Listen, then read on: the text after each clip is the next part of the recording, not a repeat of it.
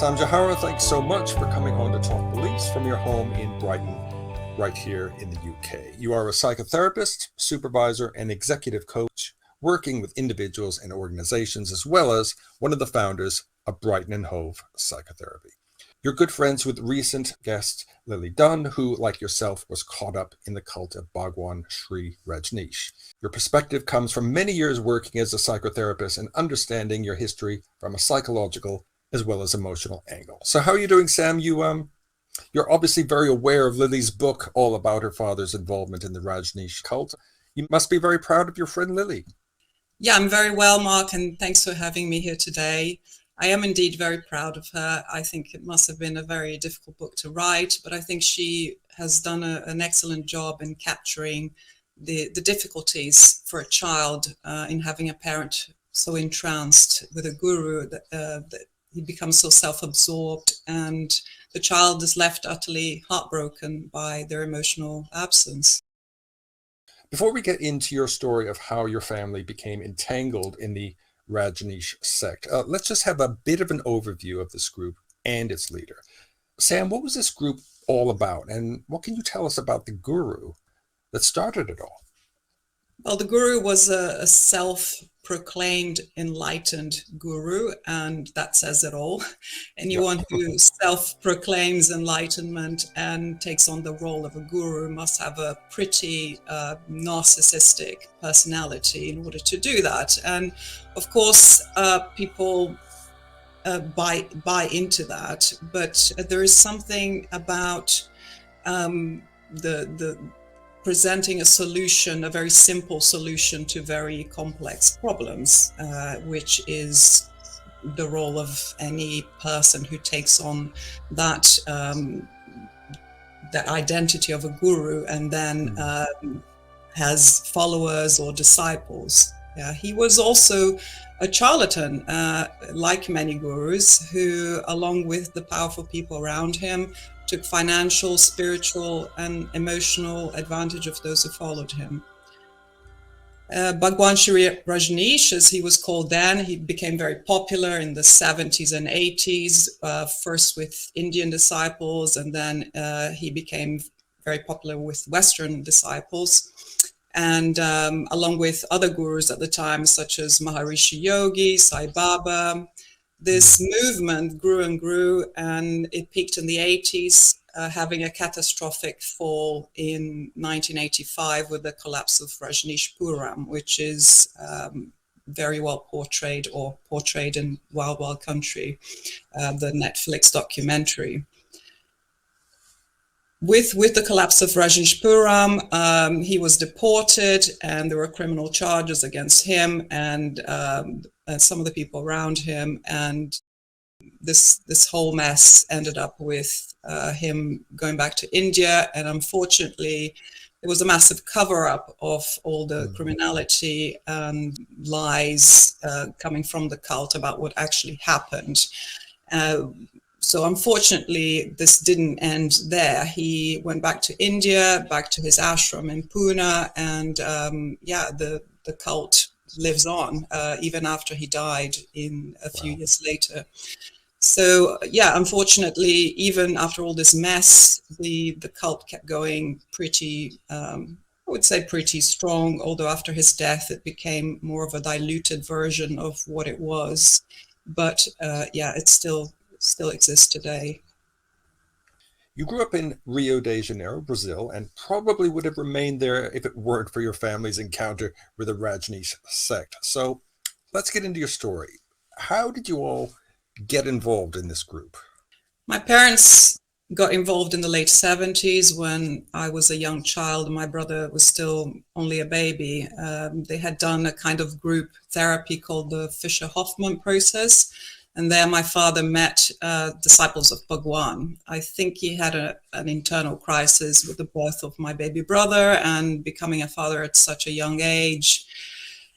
Something related to his own childhood got triggered, and he was in a pretty emotionally vulnerable place, which is when people usually join cults, right?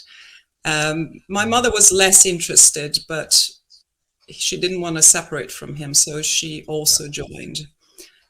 then life became pretty chaotic after that because everything changed. He essentially gave up his job.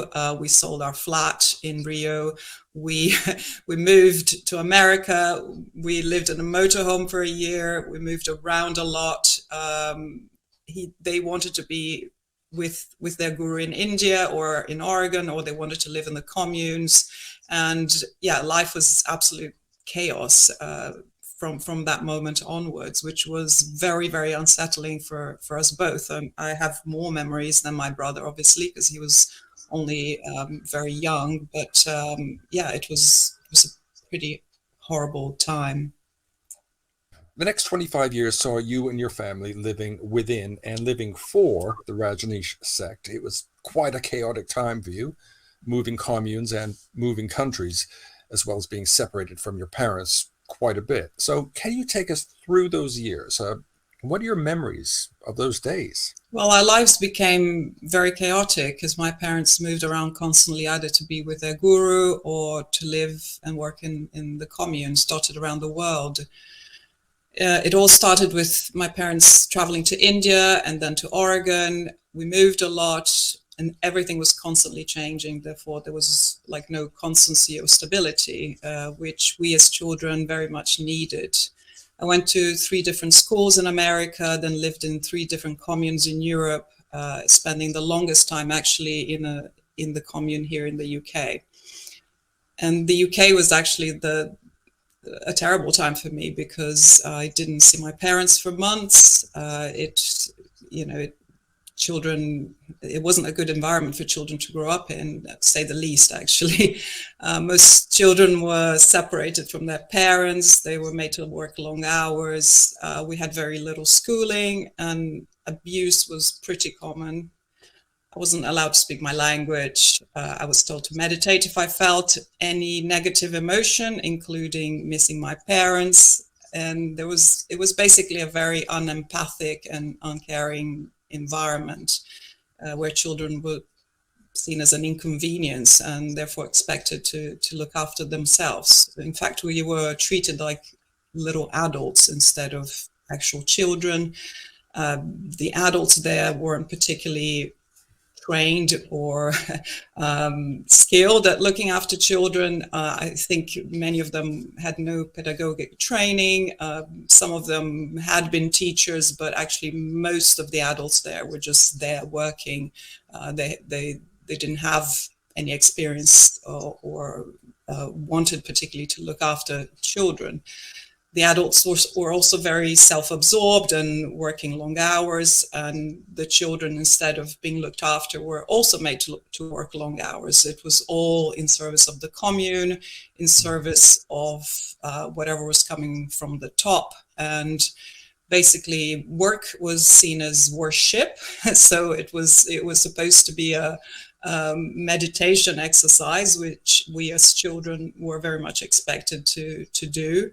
And I mean, I remember being very, very deeply unhappy, especially as the small communes. What happened was that Sheila gave orders for all the little communes to close down and for all the kids to be sent to larger communes. And that's when I moved from the Netherlands to Medina. The Netherlands was a small commune, which was already unsettling enough for me and my brother coming from Brazil.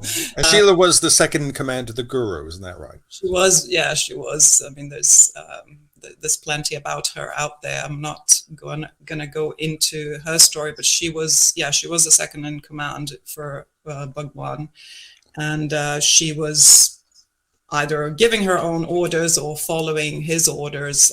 There's much debate about that, but it's pretty clear that it was coming from them both. But anyway, our lives were pretty much dictated by whatever they decided to do, which was driven by grandiosity, narcissism, and treating people as devices, objects, in service of their own well, in service of Bhagwan, basically. So we weren't there really to develop ourselves or to learn or to get an education or to become better people. We were there basically to serve the communes, and we were all bundled up in one big kind of boarding school, cult boarding school, just to get us out of the way, I think, and that was the overall feeling in Medina. That I think some children there they became very close to one another, especially the children who spend the most time there. I spent about nearly a year in Medina, and it was really the most unhappy time in my childhood. I can safely say that, because it was a terribly neglectful, uncaring, and abusive environment. In addition to that, it was communal living. So communal living meant that we had to share everything. If my mother sent everything that was meant for me, and because I didn't see her, and because she wasn't there for me, that was extremely precious. Anything that came from her, and so I had to share that with everyone, and that was really heartbreaking, because obviously it was my mother in a box, pretty much. Her gifts. I miss her terribly, and it was also a very overly sexualized environment. It was, the early to mid 80s. The Rajneesh cult was called a sex cult, because his encouragement of free sex, if you like. So adults were, there were open displays of affection and sexual behavior going on in front of children, and that was, that is considered sexual abuse anyway. But it was not appropriate for children to be around that environment at all, and there was it was an isolated place. It was a stately home in the middle of nowhere. There were, I can't remember any school inspections. I'm sure there was some kind of inspection being here in the UK, but it was isolated. It was away from society, and because we all dressed differently, we all behaved differently, and the group think was very much we are better than them. The outside world was seen as a threat, and we were very much protected from that. So we as children didn't have contact with other kids outside of that for the time we were there at all. And for me, it was extra strange, because I was in a different country. Not that I saw much outside of the boarding school itself, but I was in a different country, in a different climate, different food. Everything was weird. The adults were strange. I didn't know, there was nothing familiar about it, so it was awful. And you all dressed in orange, of course, as well, so that was a bit odd. The colors of the sun. So the very beginnings, it was all orange, but then it became red, to kind of reds and pinks and whatever. And that's very typical. You mentioned, Sam, the us versus them mentality. I see that a lot in cults. It's a very typical thing in cults, isn't it? Yeah, absolutely. Because you're there, you're like the chosen people, aren't you? You're there to attain enlightenment, and your guru is seen as somebody very special, and and the people around him are very special, and of course you're very special you're made to think that you're very special for being in it, and and the other normal or ordinary people out there, they can't see the light. They're missing out, basically. It's crazy.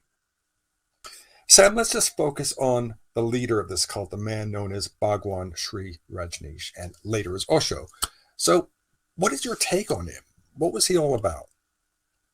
Like many people with strong narcissistic tendencies, he was basically, like, in my opinion, like all gurus, a nobody who became somebody because of proclaiming special powers, basically. And so this is what makes a guru. It's an ordinary person coming out of nowhere, rising to a quasi god status by self-proclaiming special powers or enlightenment or whatever it may be. And then, of course, people buy into that, and there you have it. You have a cult. It's like the formula, isn't it? Here I am. I have this power to make you, into. I am very special, and I'm gonna make you into something also very special if you follow me and if you follow what I'm telling you to do, which is pretty much how it started. And so he had like a pretty fast rise to power, I would say, in the 70s and 80s, especially since he started attracting more Western disciples, and wealthy Western disciples with a lot of power and a lot of influence. So they basically, I think, made him into what he became later on. And yeah, I mean, Sheila also had a role to play in that, but she was very much in with she lived in the West, and she was also had relationships with very powerful Westerners who then, helped him rise and become who he became. But he because of that fast rise to power, he unfortunately it meant that he had license to do anything he could get away with. So whatever he said went, and people did it, and abuse happened on many levels, such as large financial donations to the ashram, sexual abuse of his female disciples who worked closely with him, demand that people work long hours unpaid. As I said, it was called worship, not work, but people worked, especially during the Rajneesh Puram times in Oregon. People worked solidly all the time, literally 12 to 14-hour days, 7 days a week. It was all work, because they were building a city. But that culture of working unpaid and through devotion, through surrender, through whatever, it was pretty exploiting of people. And then there was spiritual abuse, of course, because if you're using if you're proclaiming that you are this deity and taking advantage of people's vulnerability through proclaiming to be very spiritual, and if you become spiritual, then you're going to be a better person, and if you do as I say, you're going to be a better person, and it really takes advantage of people's vulnerabilities. And again, he sexually abused female disciples because he could get away with anything he wanted to, because of the role he was in. So there was a power differential there that was certainly abused. And and then there was the whole cultural surrender. He demanded surrender, and he talked time and time again in his discourses about surrendering. And there was even a ritual that that you're bowing down to the master 3 times and surrendering to the master, and that was kind of an undercurrent. It permeated everything. It's sort of it was always in the background that this is the word surrender was very, very used, and it was used to justify pretty much everything. So, for example, if you didn't surrender your possessions, your life, your children, your will, basically, you weren't going to attain enlightenment. And if enlightenment was what people were ultimately after, which was I translated as freedom from suffering, so that they saw surrendering to the guru as a way of attaining that. And that's where the spiritual abuse comes in, because you're taking advantage of people's vulnerability, and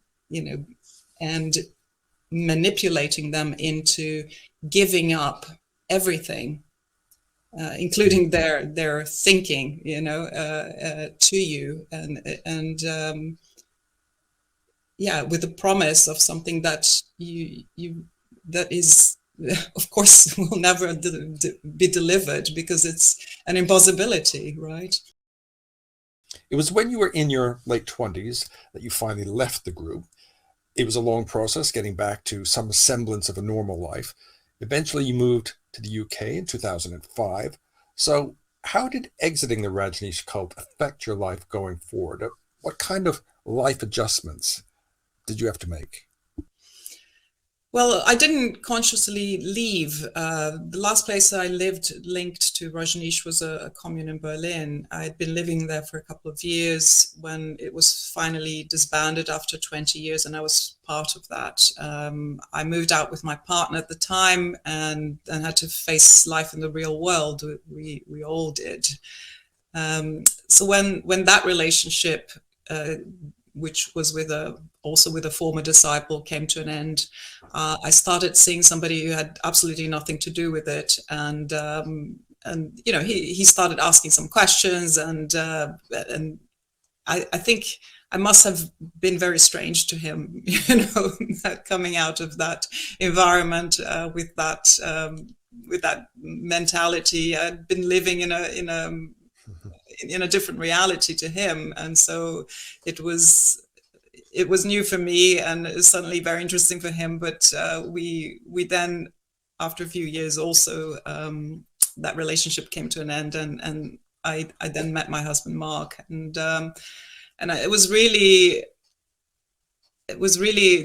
after that we started building a life here in the UK, and I started training as a therapist shortly after that. So, and with the training, the whole process began of making sense of my childhood and the choices that I had made afterwards. It was a huge adjustment process. Remember, I grew up in Brazil for the most part, so there was a cultural aspect as well as a cult aspect to adjust to, and starting a new career, and a pretty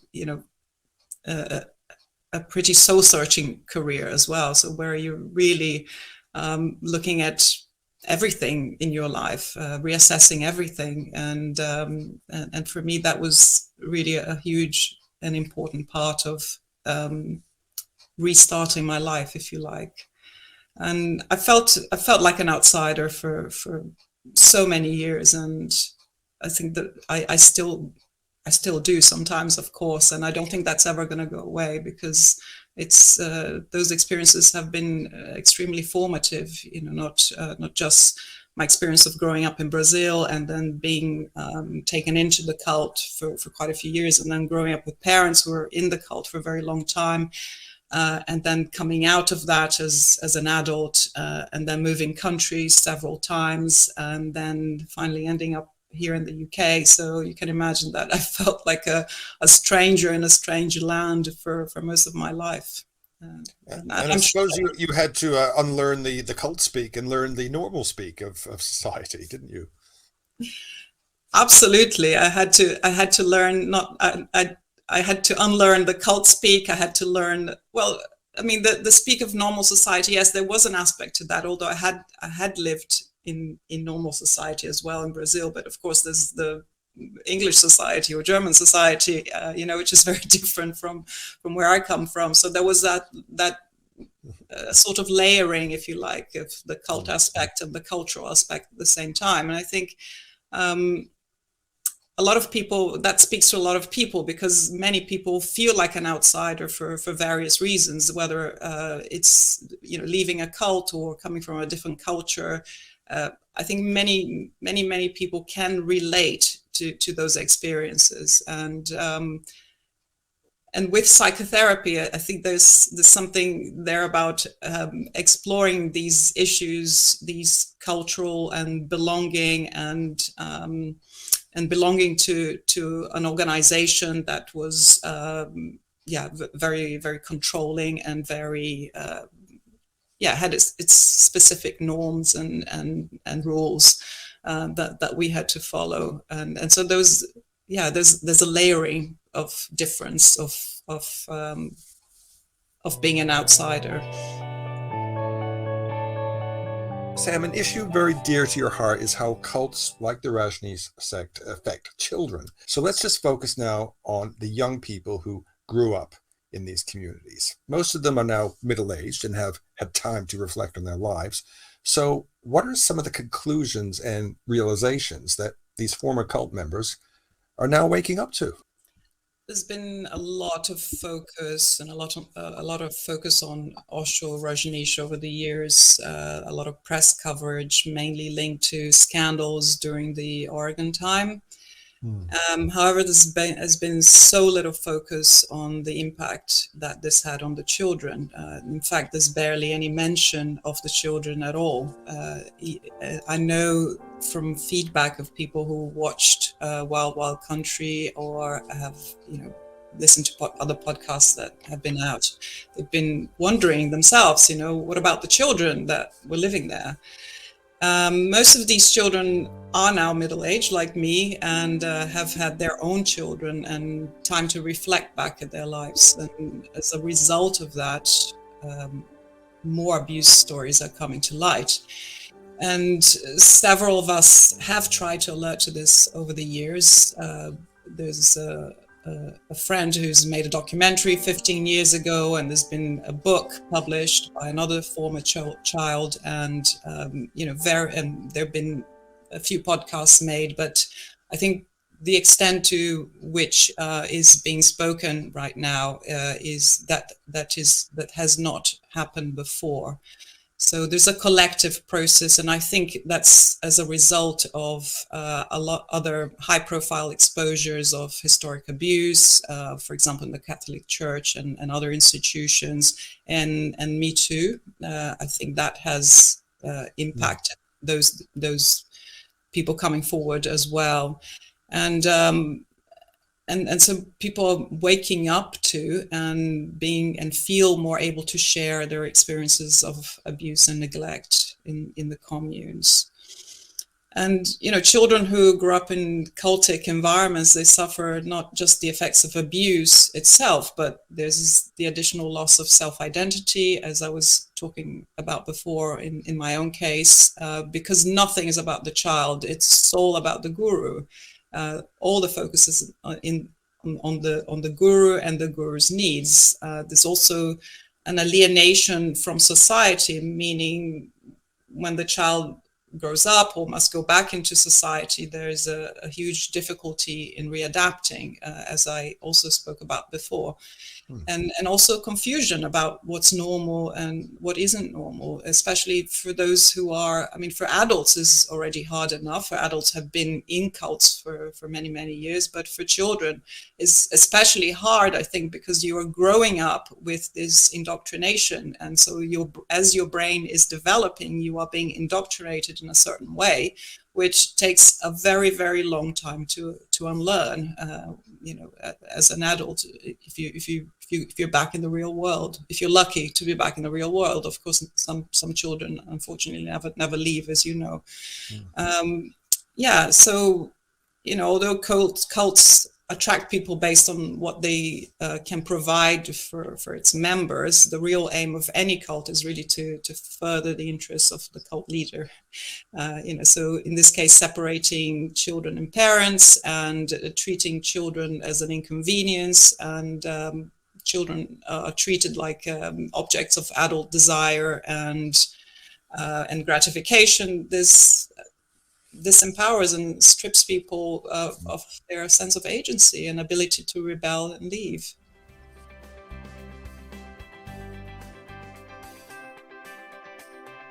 Well, there's a misconception that people only go and seek a therapist when they've hit a crisis or they've suffered a major trauma, but it's not like that at all. I think all of us could really benefit from seeing a therapist and understanding why we feel and behave the way we do. When we begin to understand ourselves, things start to fall into place, and it changes our perspective in the way we see the world around us, in the way we make decisions, and in the way we think about life.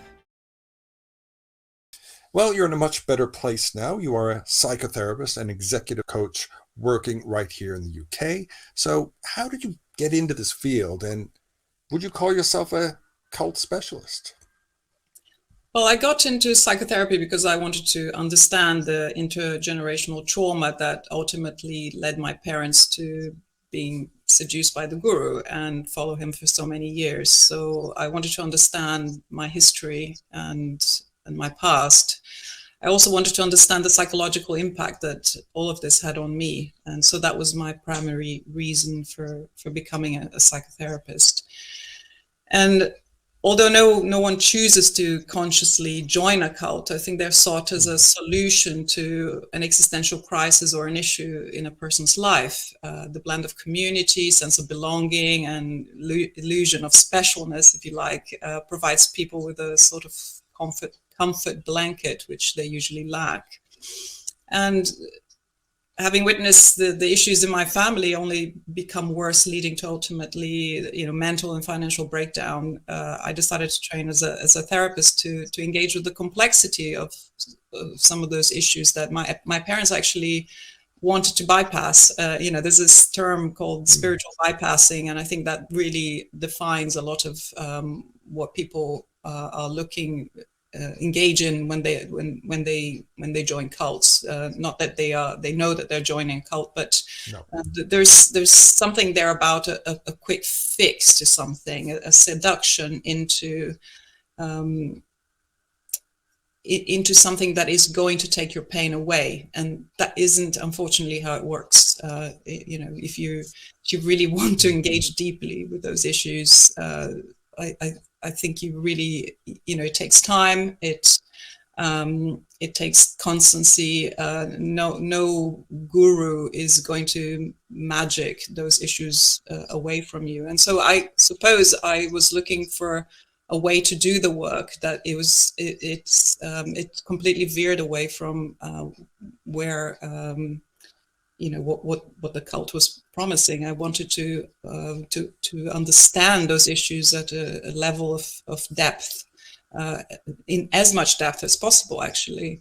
I would not call myself a cult specialist, although I can certainly empathize with some of the very specific issues that people face when leaving cults and adapting to normal life again. I also understand the particular issues of children who grew up in cults, and the issues that they face after leaving and readapting, and also what it does to your sense of self and identity. And that is all through personal experience. But I'm not somebody who proclaims to be a cult specialist or work with former cult members. I work with a range of people dealing with very varied issues, and I really enjoy my work, and I enjoy the diversity in my practice. And surprisingly, a lot of people come with issues that are very linked to those experiences. They feel like outsiders in their own families, for example, or there's the cultural aspect of or having growing up with parents of different cultures, or moving countries, or even somebody who's lived their whole life here in the UK but has feels profoundly different and like an outsider. So I do not work with ex-cult members necessarily, but I'm also not averse to working with ex-cult members. But I'm not a cult specialist, but I have a lot of experience of cults, of course, through my own. A lot of people watching this are going to be asking themselves, what about the Rajneesh cult? So what happened to it? Are there still followers out there? So what can you tell us about the sect? Is it still around in some form? And how many ex-members are speaking out about it? Unfortunately, it is very much still around and full of devotees and people who think, Osho Bhagwan was great. His books are widely sold, and there are people out there practicing Osho therapies, doing very well out of it financially.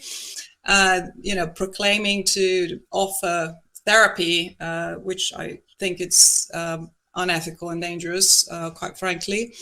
And the ashram in India is still there and still receiving many visitors each year. And I'm sure they're doing quite well still, although with all the recent revelations of sexual abuse and not only recent, but revelations of sexual abuse that have been coming out over many years, and there is the organization is not taking any responsibility or has not acknowledged the systemic nature of sexual abuse of children in the communes. It has never accepted any responsibility for how it harmed and damaged children who grew up in that environment. Basically, they abdicate any sort of responsibility. In fact, they've gone completely silent about it. And so, harm continues to be done, not on a scale that it used to be done, because these communes no longer exist, and the city in Oregon no longer exists, and the guru is no longer alive. But the cult is still there, like many other cults. Very well-known cults, such as the people that you interview on your channel. They still exist, unfortunately, and people still believe in this, in the garbage they're being fed, unfortunately. And there's no point telling them it's a load of garbage because they think it's wonderful. So what can you do about it? But keep, telling your story, telling your personal story of how it was for you. Well, it's been quite a journey for you, Sam, and I just want to commend you for coming through the other side and finding the strength to speak out and help others. I will leave links to your psychotherapy practice and social media in the description below, and all that's left to say is thank you very much indeed for coming on to Talk Beliefs. Thank you so much for having me, Mark. It's been a real pleasure.